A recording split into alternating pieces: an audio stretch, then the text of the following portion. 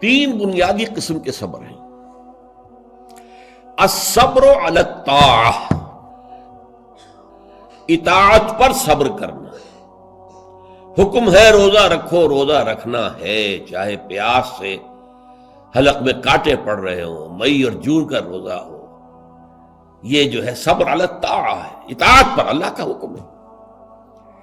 آپ کہیں گئے ہوئے سوات کا اذان صبح کا وقت ہے اور آپ کو وضو کرنی ہے، پانی موجود ہے لیکن یخ ہے، ہاتھ لگانے سے بھی انسان خوف کھاتا، اتنا یخ۔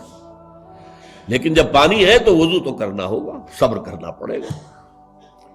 یہ صبر علی الطاعہ کی ایک مثال ہے کہ اطاعت جو ہے اس کے لیے صبر کرنا، جھیلنا، اس کی سختی کو برداشت کرنا، اس میں جو تکلیف ہو اس کو جھیلنا۔